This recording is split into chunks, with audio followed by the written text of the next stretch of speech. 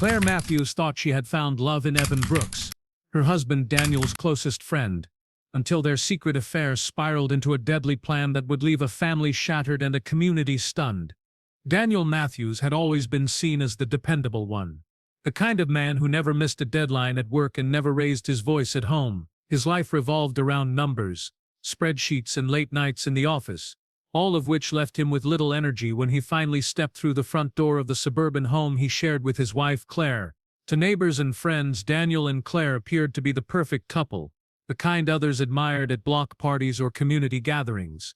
Their lawn was always neatly trimmed, their children well-behaved, and their smiles never seemed forced. But inside the quiet walls of their home, the reality was far more fragile than anyone imagined. Claire had once been full of energy, the kind of woman who brightened rooms with her laughter and who organized holidays with care. In the early years of marriage, Daniel adored that about her, and together they built a life that promised stability. But stability slowly turned into monotony. With Daniel's career consuming more and more of his time, Claire found herself alone in the evenings, preparing dinners that often went cold before he walked through the door. At first, she tried to hide her disappointment, convincing herself that sacrifices were part of marriage. Over time, however, her patience wore thin, and the loneliness began to feel unbearable. The silence at dinner became the loudest part of their relationship. Daniel would respond with short answers, exhausted from the day, while Claire craved conversation and attention. She poured herself into the lives of their children, but even that couldn't fill the void left by her husband's absence. By the time the children were in bed, she often sat in the dim glow of the living room lamp, staring at the clock, wishing Daniel would look at her the way he once did. It was during these moments of emptiness that Evan Brooks became a presence in her life. She hadn't anticipated. Evan had been a family friend for years, first through Daniel's college days and then woven into the telic of their suburban routines. He was there for birthdays, barbecues, and Christmas dinners, always easygoing, always smiling.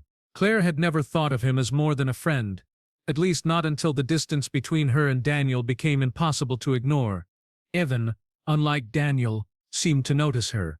He asked how she was doing, remembered small details about her day, and carried a likeness that Daniel had long since lost to work stress. Their conversations began casually, at gatherings when Daniel was distracted with other neighbors or busy checking emails. Evan had a way of leaning in, listening with intent, and making Claire feel seen. For a woman who felt invisible in her own home, the attention was intoxicating. At first, Claire told herself it was harmless. She deserved someone who listened, someone who acknowledged her feelings. But soon she found herself anticipating his presence, searching for his face at neighborhood events, and smiling a little too quickly when he offered a joke. The subtle shift in her feelings frightened her, but it also thrilled her. She hadn't felt alive like this in years, and it became harder to pretend that her marriage was enough. Meanwhile, Daniel remained unaware of the growing distance. He chalked up Claire's quietness to exhaustion from managing the children and the house. He assumed she understood his workload, and trusted that their marriage was strong enough to withstand the silence. In reality, Claire was slipping further away, and Evan was stepping into the space Daniel had left behind. The Matthews home, once a place of warmth and love, became a stage for hidden emotions. Daniel's late nights at the office gave Claire more time to dwell on her dissatisfaction, and Evan became the escape she didn't realize she was searching for. What began as simple companionship had started to evolve into something neither of them was prepared to confront. Friends still described the Matthews as the ideal couple, the kind who had built a life many envied. But behind closed doors, Claire's heart was pulling in another direction. Every smile she gave in public masked the guilt and longing she carried inside. The perfection that others admired was no longer real. It was a carefully maintained image, one she struggled to uphold. As autumn approached, the cracks in their marriage deepened. Daniel continued to bury himself in work, unaware of the storm forming just beyond his reach.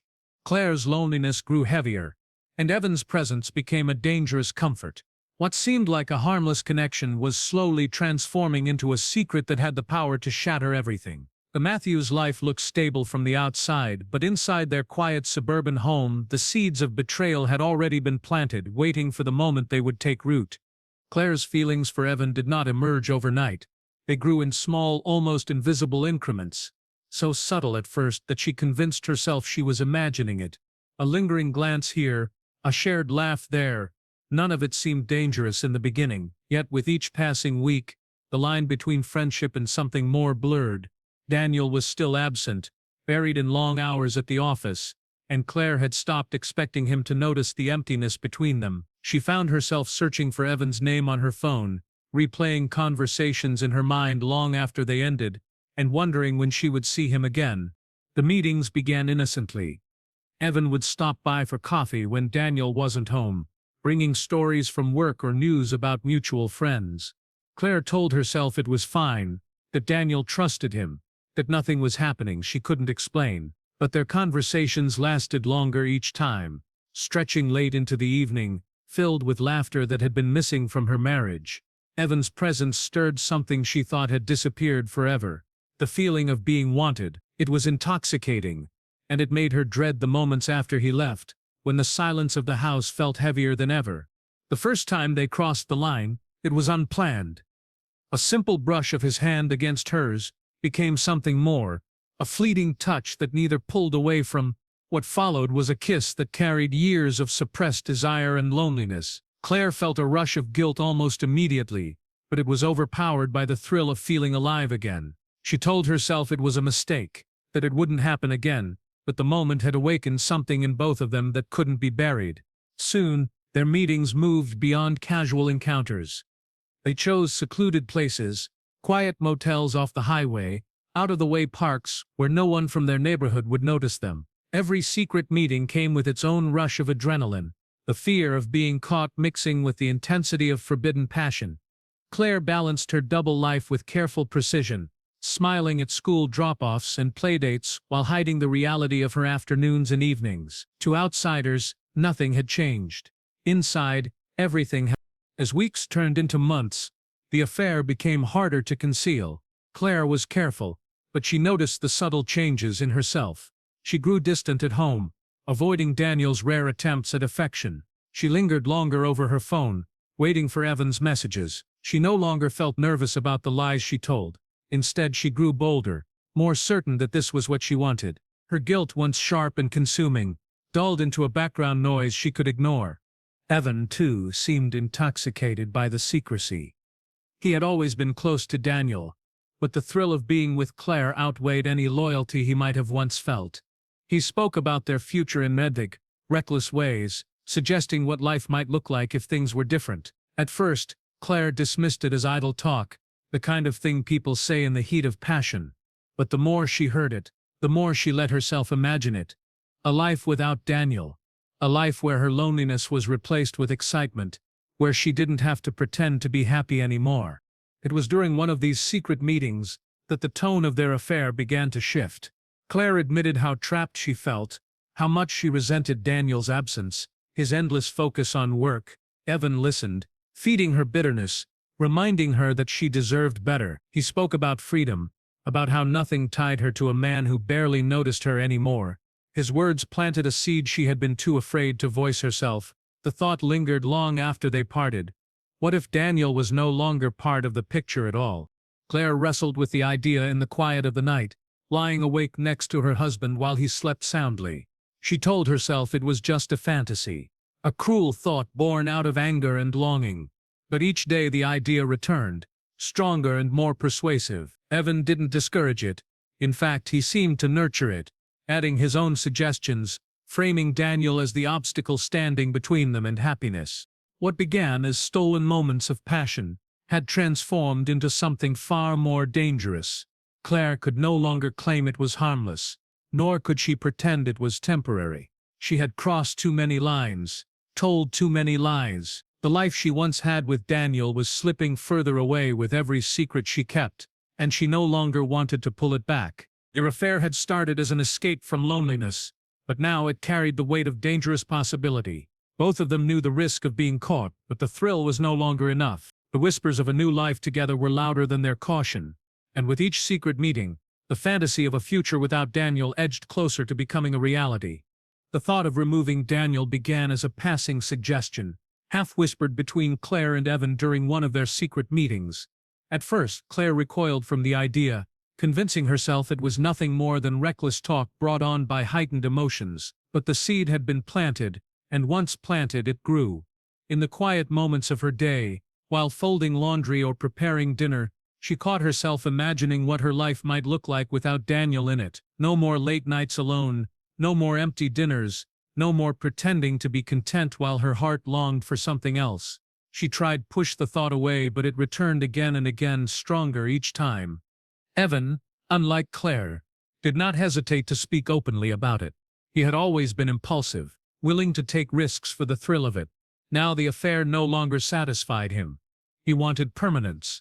He wanted Claire entirely, without the shadow of Daniel hanging over them. He framed the idea as a solution rather than a crime, suggesting that with Daniel gone, no one would question their relationship. They could build a new life together, far from the lies and secrecy. Each time he brought it up, Claire resisted, but her resistance weakened as her resentment toward Daniel deepened. Daniel remained oblivious. He moved through his days consumed by work, leaving early in the morning and returning late at night. He noticed that Claire was quieter, more distant, but he assumed it was nothing serious, just the ordinary strain of marriage. He had no idea that every time he stayed late at the office, he gave Evan and Claire more time to fuel their fantasies. To him, life felt steady, predictable. To Claire it felt unbearable, and Evan offered her a way out. The plan began to take shape slowly, disguised as idle speculation. They spoke about Daniel's routines, his predictable schedule, the nights he walked home from the train station through poorly lit streets. They discussed the details as if they were talking about someone else's life, not Daniel's. Each detail made the possibility more real, until it no longer felt like fantasy but preparation. Claire provided the information Evan needed, sometimes without even realizing how deeply she was involved. She told him when Daniel worked late, how long his walk from the station usually took, and which routes he favored. Evan listened carefully, piecing together the perfect opportunity. Still, doubt gnawed at Claire. She questioned whether she could truly go through with it, whether she could bear the weight of Daniel's death. Yet each time her conscience tried to pull her back, Evan's voice drowned it out. He reminded her of their future, of the happiness waiting just beyond this final obstacle. He painted Daniel as the reason for her loneliness, the barrier between them and the life they deserved. Slowly, Claire began to believe him. In the weeks that followed, their secret meetings carried a different kind of tension. No longer fueled only by passion, they were now tinged with anticipation and fear. The excitement that once made their affair thrilling was wetcheroded by the looming reality of what they were planning. Claire found herself studying Daniel more closely at home, wondering if he sensed anything, but Daniel's guard was down, his mind preoccupied with work deadlines and financial responsibilities. He trusted her completely, never suspecting that the woman sitting across from him at dinner was already plotting his end. The night they chose approached with an eerie inevitability. Evan insisted it had to be quick and clean, something that would draw little suspicion. He decided to wait for Daniel near the station, where the streets were dark and quiet, where one wrong turn could be explained away as a tragic accident or an unprovoked attack by a stranger. Claire's role would be simple. She would stay home with the children, establish her alibi, and play the part of the worried wife when Daniel failed to return. In the days leading up to it, Claire's nerves frayed. She moved through her routines like a ghost, pretending everything was normal while her mind spiraled. She looked at Daniel and saw the man she had once loved, the father of her children, and for fleeting moments she wanted to stop everything. But then she would remember the nights she spent waiting alone, the cold silence between them, and the promise Evan dangled in front of her. She told herself it was too late to turn back, that the life she wanted was worth the cost. Evan, on the other hand, grew more determined. The plan gave him a sense of control, a chance to claim what he believed was rightfully his. He had no hesitation, no second thoughts. To the murder was not only possible but inevitable. All that remained was to carry it out. As the chosen night drew near, the atmosphere around Claire shifted. Every sound in the house startled her. Every look from Daniel felt like an accusation, even though he suspected nothing. She rehearsed her part in her mind, how she would act, what she would say. It was a performance she had to perfect, because any crack in her facade could bring everything crashing down. The affair that had begun as a distraction from loneliness had now transformed into a deadly conspiracy. What once felt like harmless stolen moments now carried the weight of life and death. The stage was set, and the quiet suburban street where Daniel walked home each night was about to become the scene of a crime that would shatter the illusion of their perfect family forever. The night chosen for the plan was colder than expected, a damp autumn chill settling over the quiet streets. Daniel left his office later than usual, exhausted after yet another long day filled with spreadsheets and endless calls. He texted Claire to let her know he was on his way, promising he would be home soon. It was a routine message, one he had sent countless times before, but it would unknowingly be the last one he ever sent. He boarded the train, unaware of the danger waiting for him just a few blocks from the station. Claire sat at home, the phone still in her hand after reading his text. She paced the living room, her children already asleep upstairs. On the surface, she was the worried wife awaiting her husband's return, but inside her heart raced for an entirely different reason. Every minute that passed brought them closer to the moment she and Evan had spent weeks discussing in hushed tones. The weight of what was about to happen pressed down on her chest, and she fought to control her breathing, to look calm in case anyone stopped by or called. Meanwhile, Evan was already in position. He had chosen a spot along Daniel's usual path, a narrow stretch of road lit only by a flickering street lamp. It was the kind of place where shadows clung to corners, and sound carried strangely in the cold night air. Evan's pulse hammered in his ears as he crouched behind a cluster of overgrown hedges. He had gone over the plan again and again, but the reality of waiting there in the darkness was far different from talking about it in secret meetings. His hands trembled not from fear of what he was about to do, but from the anticipation of finally seizing the future he imagined with Claire. When Daniel appeared in the distance, his figure faintly visible under the weak glow of the lamp, Evan steadied himself. Each step Daniel took closed the gap between life and death. He carried a briefcase, his shoulders slumped, his attention fixed downward as though the weight of his day was too much to bear. He never noticed the figure that slipped silently from the shadows until it was far too late. The attack was sudden, violent, and merciless. Evan struck with a force that came from months of repressed desire and jealousy, driven by the fantasy of what awaited him once Daniel was gone. Daniel tried to resist, but the assault was too swift. Within minutes his body crumpled to the pavement, lifeless under the dim light. Evan stood over him, breathing heavily, staring at the man who had once been his closest friend. For a fleeting moment, reality crashed down around him. He had taken a life not in theory, not in whispered conversations, but in truth, yet instead of regret, he felt a cold sense of relief.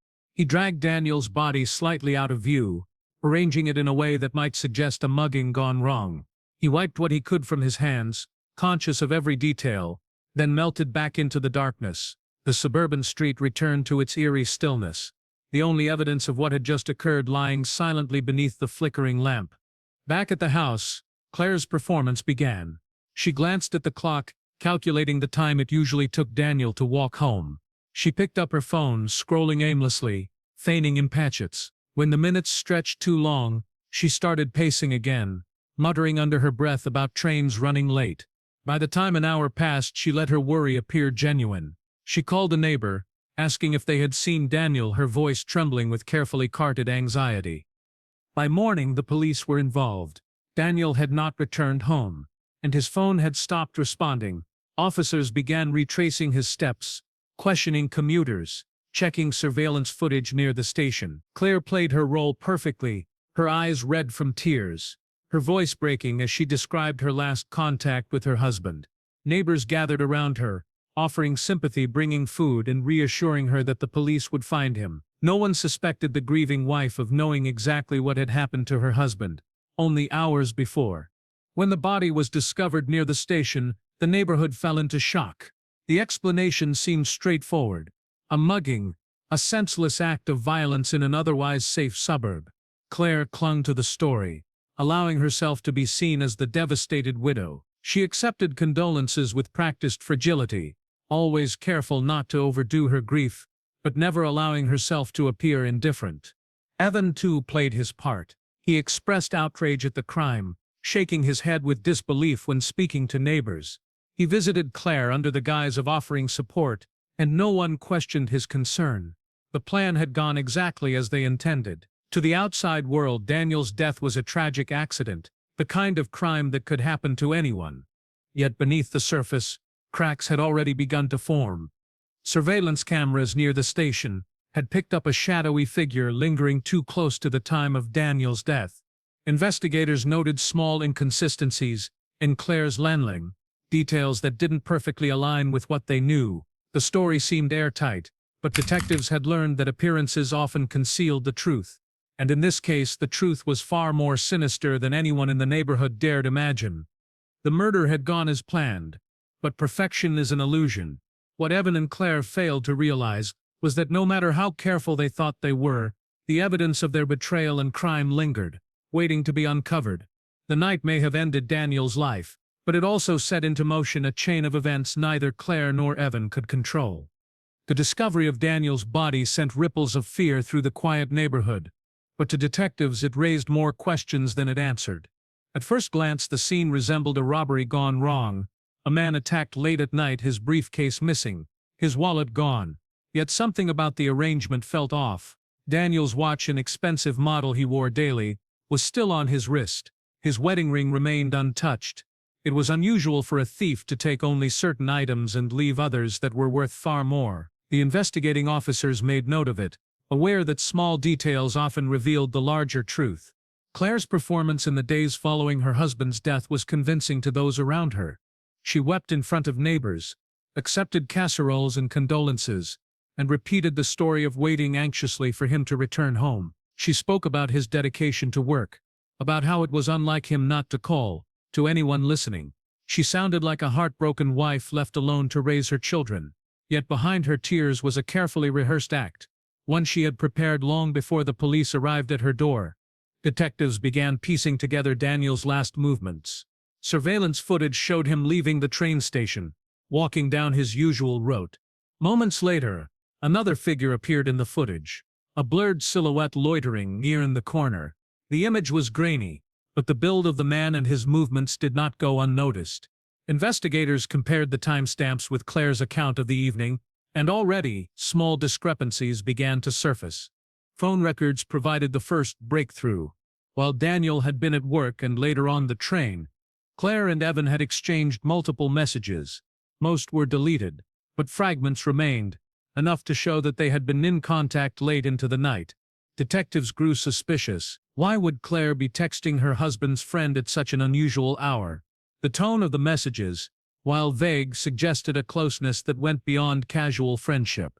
As investigators dug deeper, they discovered that Evan had no strong alibi for the night of Daniel's death. He claimed he had been home, but no one could confirm it. When questioned, his answers were defensive, his composure slipping under pressure. The detectives, trained to notice inconsistencies, found his nervousness telling. They began to focus on the possibility that Daniel's death had not been random, but deliberate. Claire, sensing the scrutiny, tried to distance herself from Evan. She avoided speaking to him in public and kept her visits to a minimum, fearful that neighbors might notice. But the more she pulled away, the more erratic Evan became. He struggled to maintain his composure, drinking heavily and speaking recklessly to people who had once been his friends. The once charming family friend was unraveling, and with each misstep, suspicion grew stronger. The turning point came when detectives retrieved more of the deleted messages between Claire and Evan. Technology allowed them to recover text that revealed the true nature of their relationship, phrases about being together without obstacles, discussions about Daniel's routines, and mentions of a future pointed to something far more sinister than an affair.